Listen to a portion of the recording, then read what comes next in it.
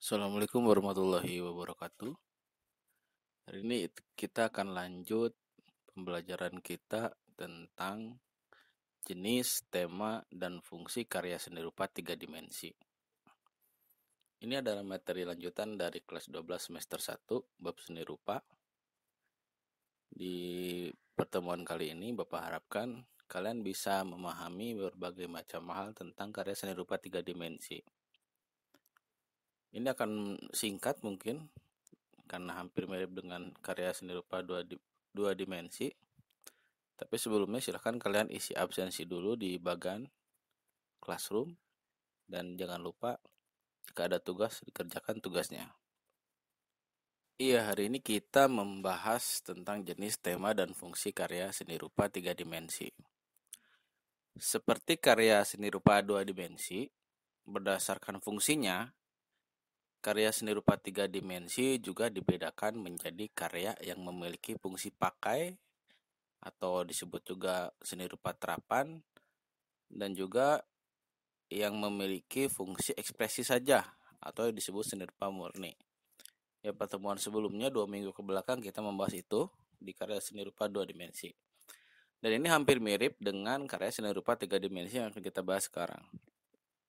Di sini kita harus bisa membedakan mana yang memiliki fungsi pakai, mana yang memiliki ekspresi saja. Karya seni rupa sebagai benda pakai yang memiliki fungsi praktis dibuat dengan mempertimbangkan kegunaannya.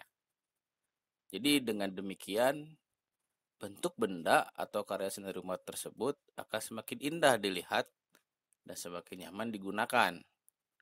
Oleh karena itu, fungsi terapan atau fungsi praktis sebuah karya seni rupa adalah aspek utama yang perlu kita perhatikan. Maka dalam pembuatan karya seni rupa ini, seorang perupa atau si pembuatnya akan mempertimbangkan aspek tersebut. Ya, mungkin kalian juga masih ingat pada waktu kelas 10 telah mempelajari tentang tema dalam karya seni rupa, baik itu 2 dimensi ataupun 3 dimensi. Nah, dalam tema ini, seorang perupa akan memilih tema tertentu sebagai bagian dari konsep berkaryanya. Dengan penentuan tema, jadi seseorang perupa ini akan memilih objek dan medium berkaryanya. Kalau objek itu kan istilahnya bentuknya seperti apa, nanti simbolnya apa saja. Terus medium ya lebih ke bahannya, medianya seperti apa. Dan dengan penentuan tema, seorang perupa itu sangat mungkin mengungkapkan gaya, objek, dan medium yang berbeda-beda.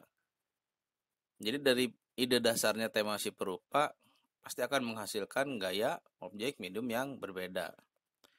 Jika kamu bereksplorasi misalnya diposisikan sebagai seorang pembuat atau sebagai seorang perupa yang memiliki kesamaan tema tetapi ditampilkan dengan gaya, objek, dan medium berbeda-beda, itu akan kelihatan dalam karya yang mereka buat. Kalau kita lihat di sini ada 2 buah gambar patung ya. Sebelah kiri adalah patung dari karya David Adikes. Ini adalah patung pemain biola setinggi 36 kaki. Terletak di Louisiana Street di depan gedung teater Larry Houston, Texas, di Amerika berarti ya. Terus yang kanannya ini adalah patung tokoh pahlawan. Lokasinya di Museum Keprajuritan TMII Jakarta, Taman Mini Indonesia Indah Jakarta. Kalau kita perhatikan 2 patung ini, bisa kalian bedakan. Untuk patung yang pemain biola itu memang fungsinya untuk ekspresi. Di ekspresi si perupa itu sendiri. Jadi tidak memiliki fungsi yang lain. Sedangkan untuk patung pahlawan, selain ekspresi si perupa, patung ini juga memiliki fungsi yang lain, yaitu mengingatkan kita terhadap pahlawan yang digambarkan dalam patung tersebut. Jasanya seperti apa, gagahnya seperti apa. Jadi si perupa di sini memiliki beberapa fungsi dalam patung yang dia buat. Dan dalam karya seni rupa 3 dimensi ini memiliki unsur-unsur rupa yang harus kalian ingat ya. Unsur-unsur rupa seperti warna, garis, bidang, dan bentuk. Unsur-unsur rupa itu digunakan selain untuk memperindah bentuknya, unsur rupa pada karya seni rupa 3 dimensi ini juga dapat memiliki makna simbolis. Kalian mungkin masih ingat di kelas 10 dan kelas 11 sudah mempelajari unsur-unsur rupa dan makna dari unsur rupa tersebut. Seperti garis, bidang, bentuk, dan warna memiliki berbagai makna simbolis. Misalnya warna merah, kalau kita secara umum biasanya disimbolkan dengan berani. Putih misalnya suci dan sebagainya. Atau garis lengkung atau lingkaran adalah sesuatu yang tidak pernah berhenti. Itu simbol-simbol yang seperti itu digunakan dalam pembuatan karya seni rupa 3 dimensi. Jadi kalian bisa membuka kembali, mengingat kembali pembelajaran waktu kelas 10 dan kelas 11. Apa sih simbol-simbol yang bisa terkandung dalam sebuah karya seni rupa? Harus kita ketahui yang namanya karya seni rupa 3 dimensi ini berbagai macam jenisnya. Salah satunya ada patung, ada juga desain interior, ada juga kriya, banyak sekali ya. Karena kita harus ingat lagi terhadap kembali lagi ke pengertiannya, yaitu karya seni rupa 3 dimensi itu adalah karya terapan yang bisa dilihat dari segala arah. Tapi terlepas dari itu, dalam karya seni rupa 3 dimensi itu dibagi dua secara gaya. Ada yang abstrak, ada yang realis. Yang abstrak itu yaitu sebuah gaya karya seni rupa 3 dimensi yang kelihatannya memiliki bentuk yang ada struktur yang lumayan rumit, lumayan susah dimengerti, lumayan susah dilihat sebenarnya. Terus yang realis ini lebih ke struktur atau gaya yang dimana mudah dipahami dan mudah dilihat dan mudah diserap oleh penglihatan indera mata kita. Nah, di sini kalian perhatikan dua contoh gaya ini. Kalian sudah tahu ya waktu kelas 10 dan kelas 11 mana yang abstrak, mana yang realis. Yang abstrak itu berarti yang sebelah kiri, yang realis itu berarti yang sebelah kanan. Dan kita lihat dari struktur dan bentuknya memang mau 3 dimensi ataupun 2 dimensi abstrak dan realis itu kelihatan. Kalau yang abstrak secara bentuk mungkin terlihat aneh atau istilahnya di luar nalar kita, sedangkan yang realis sudah sering kita lihat dengan struktur yang sering kita apresiasi. Terus Pak, dari mana si perupa atau si pembuat karya tersebut bisa menentukan bentuk abstrak ataupun bentuk realis dalam karyanya? Nah, sekarang kita mencoba membayangkan sebagai si pembuat karya seni rupa. Kita harus tahu dulu tahapan proses dalam pembuatan karya seni rupa, baik itu 2 dimensi atau 3 dimensi sama. Mungkin yang di 2 dimensi kita sudah jelaskan, sudah bahas pada minggu sebelumnya. Nah, ini untuk 3 dimensi hampir mirip sebenarnya. Pertama, kita harus mencari dan menemukan ide terlebih dahulu. Jadi inspirasinya dari mana, pikirkan sebaik mungkin. Lalu kita membuat sketsa. Membuat sketsa itu balik lagi ke yang tadi, mempertimbangkan makna simbolis, bentuk, garis, warna. Itu kita pertimbangkan dengan ide garap yang akan kita buat. Jadi warnanya kenapa harus A, kenapa harus B misalnya, kenapa harus merah, kenapa harus tidak beraturan bentuknya misalnya. Nah, itu harus didasarkan dari ide yang tadi pada saat membuat sketsa. Setelah selesai membuat sketsa dan yakin kita akan membuat karya tersebut, kita harus bisa memilih alat dan bahan.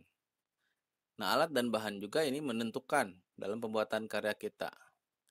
Apakah mewakili ide kita nanti Terus bisa juga disesuaikan dengan keahlian si perupa tersebut. Kalau misalnya keahliannya di bahan kayu, ya dia harus membuat dalam karya kayu. Atau dia ingin mencoba hal yang baru, boleh, boleh. Nah, pada alat dan bahan ini akan menentukan nanti pada tingkat kesulitan dalam pembuatan karya yang dia buat. Setelah menentukan alat dan bahan, kita langsung membuat karya patung dengan proses dan alat dan bahan yang telah kita pilih tadi. Nah, jadi itu tahapan-tahapan dalam pembuatan karya 3 dimensi. Ya, dari mulai mencari ide, terus membuat sketsa, terus memilih alat dan bahan, dan buatlah patung atau karya 3 dimensi yang akan kita buat. Setelah kita merasa puas dengan pembuatan karya patung ini, kalau dari segi si penikmat, juga si pembuat karya ini harus memikirkan nilai estetis apa yang akan diberikan dalam karya patung tersebut. Ada 2 jenis nilai estetis yang harus kita ketahui. Yang pertama ada nilai estetis objektif, ada nilai estetis subjektif. Ini sebenarnya sering dibahas di kelas 10 dan kelas 11. Mungkin ini pengulangan saja. Kita harus ingat nilai estetis objektif ini bersifat jika memandang keindahan karya seni rupa berada pada wujud karya seni itu sendiri dan tampak secara kasat mata.